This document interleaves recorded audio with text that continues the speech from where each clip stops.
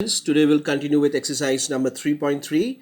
Now, from question number 3, I will rather advise that everyone should do your work in graph copy. Okay, because you have to draw this graphs. So, graph copy would be the most easiest one, and technically, it should be done in graph copy only.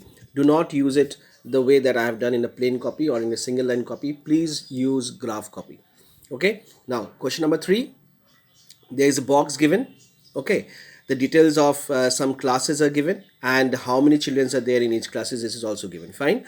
Now, regarding this box, you have to do bar graph. First you have to do bar graph, then they have asked some questions, you have to answer all those questions. Okay, so let us first do the bar graph. See, I have done the bar graph for you. Now you will keep this number of students on this vertical line, and all those classes will be mentioned on the horizontal lines. Okay, this is class 5, 6, 7, 8, 9 and 10. This is very easy, students. Okay, the first thing that you have to do is that you have to mark the scales. See, these are called scales. So this is called 1 unit. From here to here 1 unit, from here to here another unit. These are the units. Okay, so you have to know what are the units. So these are the units. So each unit is considered as 10 10. See, 10 20. So the difference between consecutive units is 10. Okay, so why I have marked up till 140, why not 160, why not 120? Because you see, the highest number out here is 135, so the maximum I have taken as 140. So this is how you will choose the scale. That is the best way of choosing the scale, is to just keep 10 10 difference. There is a standard marking, actually we can say, and you will always see that what is the maximum data given in the box. Accordingly you will range your your scales. Okay, so now let's start with the first one. Now, what is the first class? Fifth class. Now after you have done this, the first thing I want to repeat, that first thing you have to draw, you have to draw one L. Okay, in your graph copy, this line and this line you will draw. Okay, then you will do the scaling part. Fine. Once you're done with the scaling part, you will write here number of children. Fine. Now you will start the bar graph. Now what is fifth class representing? 135. So you will see, where is 135? Here is 135. See, I have given. So you will give a point out here, then you will draw one line. Okay, then from here, then from next line you will again draw another rectangle. So you will have to draw a rectangle. So each class will have an individual rectangle, and also you have to see that there should be a gap. These two rectangles should not be joined together. Okay, because these are all different classes. So this is called bar graph. If you join this, then this particular graph will be no more called as a bar graph, but it would be a histogram. Okay, so this is the reason when they have asked to draw a bar graph, you should see that for each and for each details, that is they have given, for each individual details you have to give an individual rectangle. Okay, these are all rectangles. So class 5, this is 135. Now for class 6, 120. Where is 120, students? Yes, this is 120. You will give a point out here, then again you will mark one rectangle. Then 7 is 95. So where is 95? First you will see 95 is here. Fine, so you will give a point. Yeah, so now from here you will draw another rectangle. Again I'm saying, please keep the gap. There should be a gap between all the rectangles. Okay, this is mandatory. Class 8, 100. See, 100. This is class 8. Okay, rectangle. Now class 9 is 90. So where is 90, students? Yes, see, this is 90. So this is a 90 rectangle. And what is class 10? How much students there? How many children's? 80 students are there. Okay, so see, where is 80? Here is 80. So here, so we'll give a point, and again you will make one rectangle for class 10 also. So this all rectangle represents different classes. Now once you're done with the bar graph, okay, then you have to answer all those questions. That is, what is the first question? How would you choose a scale? Now you have to give information of the scale, that how much, what is the range of each scales. So I have written 1 unit equals to 10 children. That is, this is 1 unit. Again I'm repeating, 0 to 10 is 1 unit, 10 to 20 is second unit, 20 to 30 is third unit. In this way, see the difference, you should keep the difference also very same. That it should not be like that, there's 0 to 10, then 10 to 40. It should not be like this. If one unit represent 10, then other unit also should have a difference of 10 only.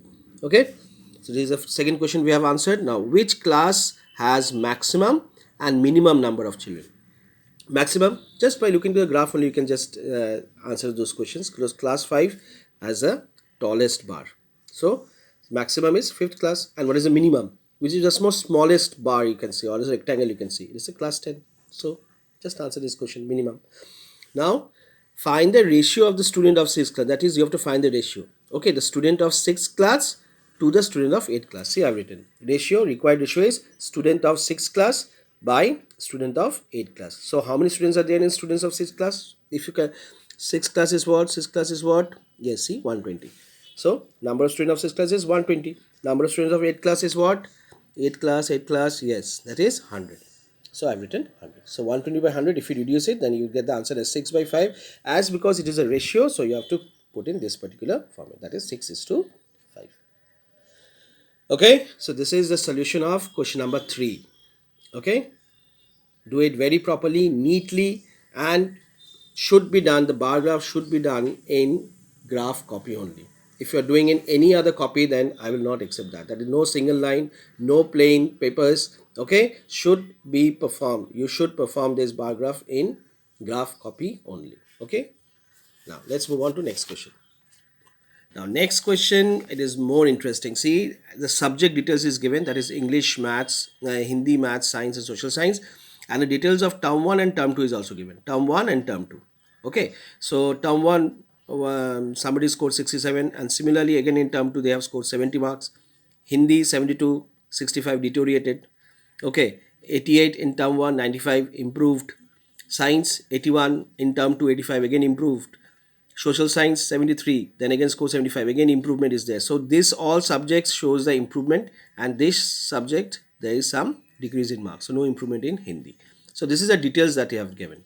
Now related to this particular box, you have to again draw a bar graph. See, you have to draw a bar graph like this. So again, what you have to draw? Yes, again you have to draw this L shape. Now what is the maximum range given, say students? Maximum range is 95, so up till 100 or 110, your wish. So see, again, what is the unit I have chosen? What is the scale of unit? 1 unit? 10. See, this is a standard way of doing it. So 10, 20, 30, 40, up till 100 I have taken, as because the maximum data or the details given is 95. Fine. So why I have taken up till 100? Now you've understood. Now in this case, again you have to mark all these things. In graph copy it will be very easy, students. Okay, now what is the first thing that we have to do? We have to plot a bar for English. So what is the first thing given? 67. So 67 would be near to this only. In graph copy it will be very easy. See, there's marking would be there. So 6 after 60 there would be leave 10 lines. So 61, 62, 63, 64, 65, 66, 67. Okay, so 67, put a mark point and draw one rectangle. Okay, now as because the another rectangle will be drawn, we have to attach this to particular thing because it is details of one particular subject only. So the two rectangles should be attached to each other. Okay, so term 2 is what? 70. So from here only you will see 70 is what? 70. Okay, from here you will draw one point, you will join this, and from here you will draw another rectangle. See, this 2 represents English marks. That is term 1 is, see, I have written 67, term 2 is 70. Similarly, you will leave one gap because this is just for English. Now that, and the next will be Hindi, so there has to be gap between each subject. Okay, so the individual subject will have individual drawing. See, okay, so Hindi is 72. Now 72 is where? Here, join, mark a point out here, then draw one rectangle. Now what is the next thing given for Hindi? 65. So 65 is where? 65 is here. 65, put a point here. From here you draw one another rectangle. Hindi's part is finished. Similarly, you have to do maths, science and social science. Okay, so the first thing that you have to do, now you see carefully that what I have written out here, 3, 7, 6, 4, 2. What is it? It is a difference I have seen shown. That what is the improvement in all those subjects, that is English, math, science and social science, there is an improvement, but in Hindi there is no improvement. Okay, there is a deterioration of marks. So what is the improvement in English? 3 marks improved. Maths 6 marks improved. Science 4 marks improved. Social science only 2 marks improved. In Hindi, how much marks deteriorated? 7 marks less than compared to the term 1. Now, let us answer the first question. Now, see, in this case, I have not written the question.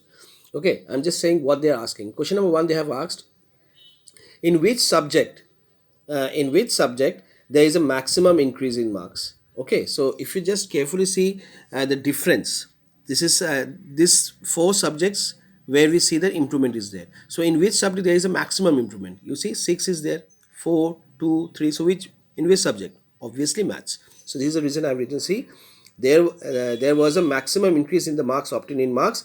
Child improved in maths. So child showed maximum improvement in mathematics. Now the next question is, which is the subject where it is observed that there is a least improvement.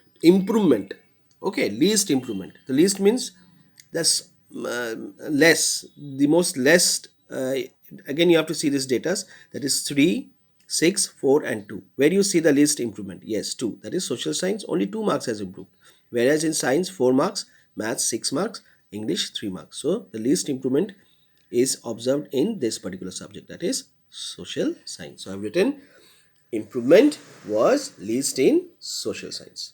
Now the last question is, in which subject the performance has gone down? Okay, so there was only one subject. Earlier also I've discussed. So this is a subject where the students have shown no improvement, or you can say the improvement has gone down. Okay, so that is the reason you just have to mention the subject name. That is, performance in Hindi has gone down. Okay, so these are the 2 assignments that I have given for today. That is question number 3 and question number 4. Do it very carefully, neatly, and always remember that yesterday I have seen that one of the boys have attached these 2 lines together. No, there should be also gap. Okay, in the previous diagram also you see there has to be a gap. You should not continue from here. Okay, there should be a gap. Repeatedly I am saying each box should have some gaps. Okay, and this also, see, this is the details of English, there should be a gap. After giving the details of Hindi, there should be a gap. Mathematics, then again gap, then again science, again gap. Okay, but these 2 should be attached together because it is the details of English. I hope you have understood. Thank you and take care, and do submit, all of you. Okay.